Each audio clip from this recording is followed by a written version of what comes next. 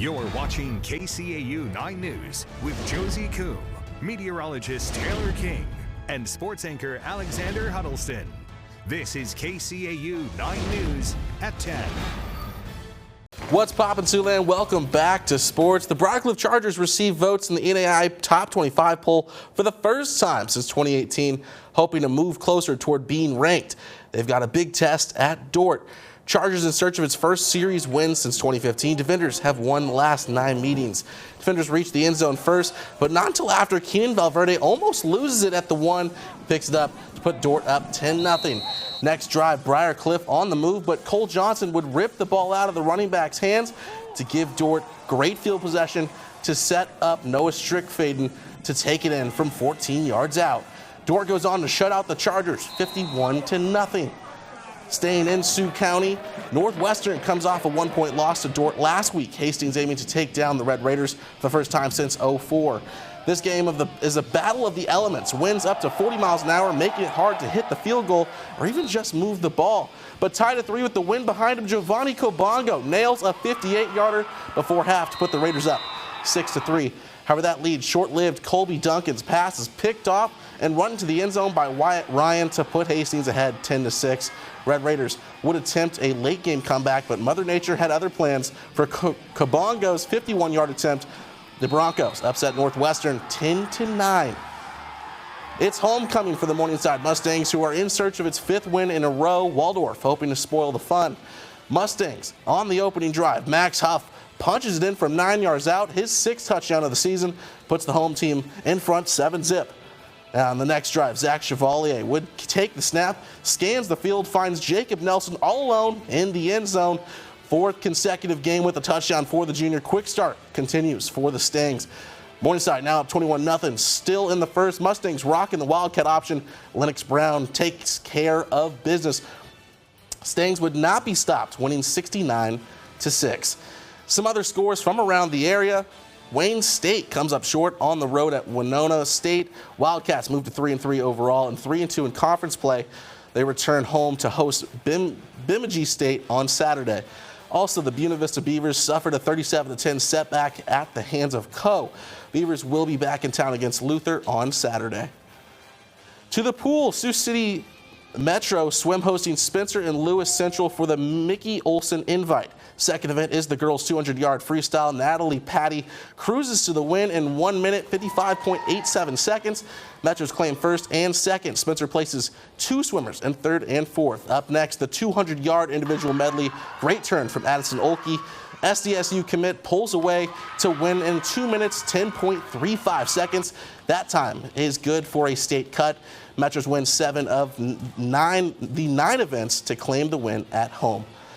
Now, the Iowa State Cyclones hit the road to put its perfect record on the line against the Cincinnati Bearcats. ISU has won the last 2 meetings, including a 34-17 victory in Ames last year. Cyclones shut out in the first quarter. Red zone chance down 17-0 in the second. Rocco Besch scampers into the end zone from 14 yards out. ISU gets on the board. Iowa State now down 31-7. Untimed play for the half. Besch beats the defense with his legs again.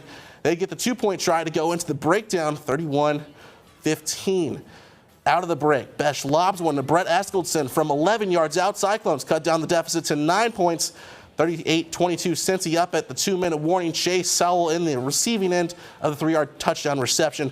But it's still not enough. Bearcats earn its first home win over a ranked opponent since 2021, taking down ISU 38-30. Nebraska is 6-1 all-time against the Michigan State and Lincoln. Spartans won the last time out in Michigan back in 2023. Huskers knocking over Emmett Johnson from 2 yards out, gets the scoring started for Nebraska. Big Red coming up big on special teams. Punt is blocked. Scoop and score for Carter Nelson from 3 yards out. What a play. Huskers lead 14-0. Spartans score 3 touchdowns, take a 21-14 lead. Huskers come back in the third as Johnson scores his 2nd touchdown of the night. We've got a tie ball game, folks. Nebraska chips in a field goal to take a 24-21 advantage. 4th quarter action. Dylan Raiola to Nijah Hunter on the screen pass, 59-yard house call. Huskers win this one, 38-27. Now back in Vermillion. Dakota days for the Coyotes. South Dakota hoping to send its fans home with a win. Middle of the first quarter, South Dakota at the 12. It's a pitch to L.J. Phillips Jr., and he brings it home. Coyotes take a 14-0 lead as they scored on both of their first two drives. Ahead of the second, the lead cut to 7. Phillips takes it around the edge and to the house for a second touchdown. Yotes on top, 21-7, and Angelo Phillips is that guy. USD continues to pile on. The redshirt sophomore weaves his way through the defense, and he heads in for his third touchdown of the day. He had 4 touchdowns and 244 yards overall for the night. Coyotes led it 35-7 at halftime. South Dakota rolls past Murray State 49-24 to move on to 1-1 in the conference. Now the Musketeers enter the weekend with a USHL Western Conference best 14 goals while looking to bump its win streak up to 3 games as they visit the Fargo Force. Fargo is the only team in the West that has yet to lose. Muskies have won the last 2 games. First period, Sioux City on the attack. Elias Vaden rebounds his deflection, sends it to Pavel Martinu, who would bury the puck beside the goalie's back, putting the Muskies up on the board first. Same period, the Muskies lose control of the puck in their zone. Fargo's Bryce Mattern ends up with it in front of the net, ties the game at 1. This game would actually go into overtime and end with a shootout. Muskies leave Shields Arena with a 2-1 win. 9 Sports. All right, what's poppin', Siouxland? Welcome back to sports. I'm Alexander Huddleston. Iowa State was finally proven to be mortal yesterday, losing to Cincinnati 38-30, dropping them down to number 22 on the latest AP poll.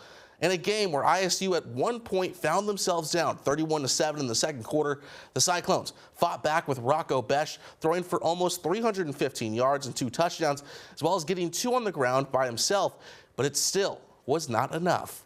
You know, I think the reality of it is we didn't play as good as we needed to collectively in the first half. I put a lot of that, trying to understand like we were going to get their best shot. And the fact of the matter of it is I just don't think we were ready. That's coaching. That's on the head football coach.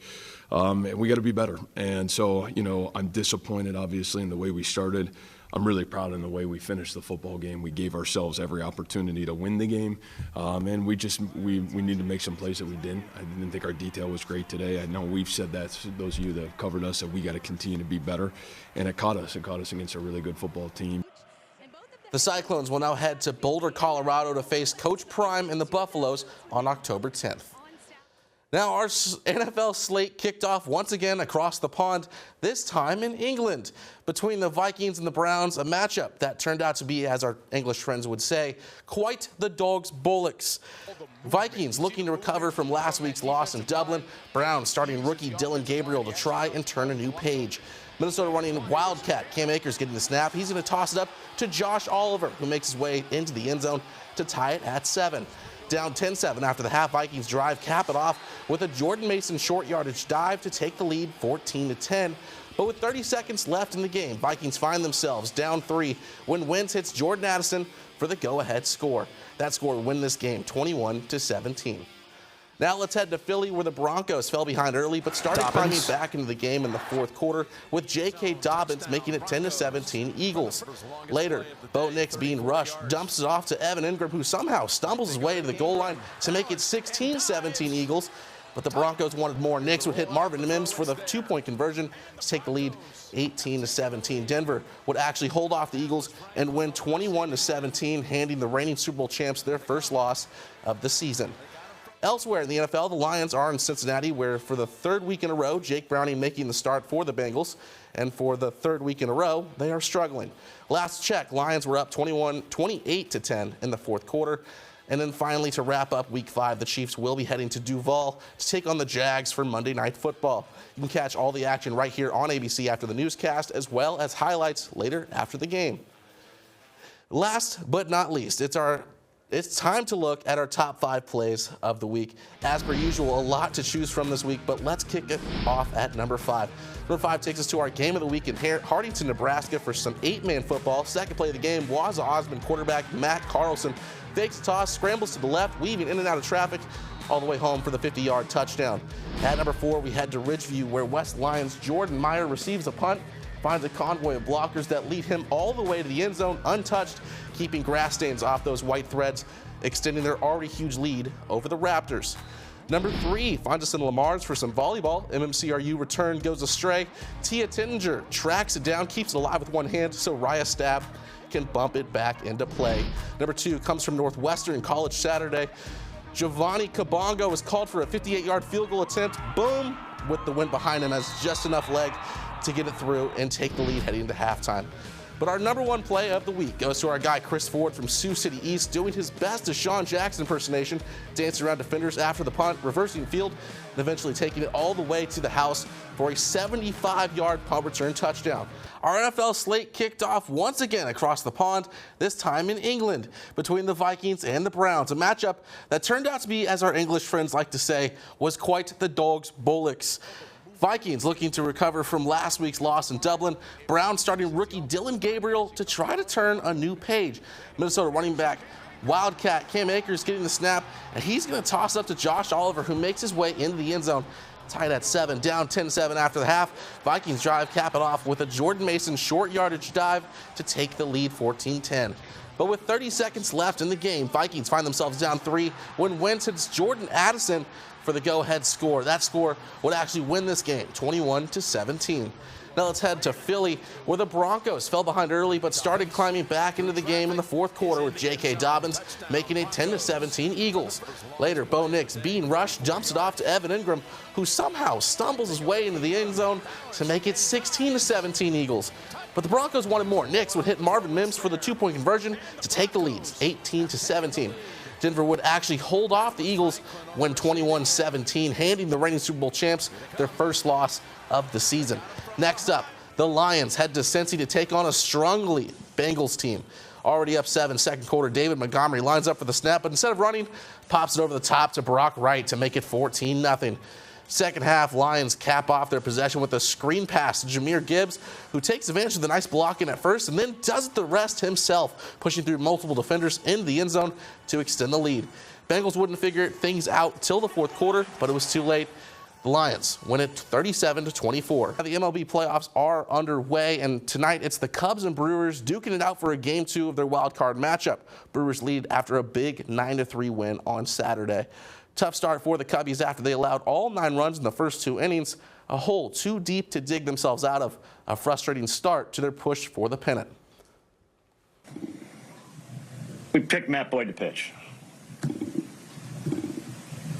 I don't know what to say. He pitched. He pitched. It didn't go well.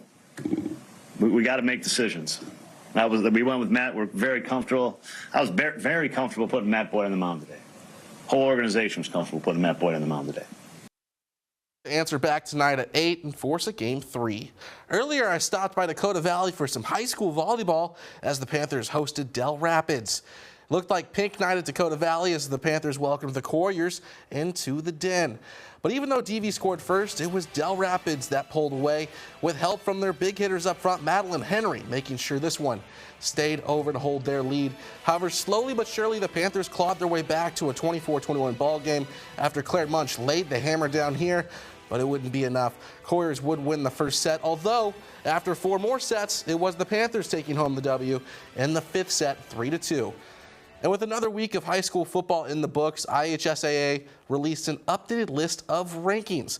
For Class 5A, the Black Raiders of Sioux City East round off the top 5 and looked to keep climbing this week, taking on the number 5 spot, Johnston. In 4A, Sergeant Bluff Luton is holding it down at number 2 spot. They will face the Bulldogs of Lamar's on Friday. Now 3A has a few more contenders from Siouxland. At 4, we have Bishop Heelan, who will host Webster on Friday. At number 5, we have Sioux Center, who will head to Algona this week, who they haven't seen since 2023.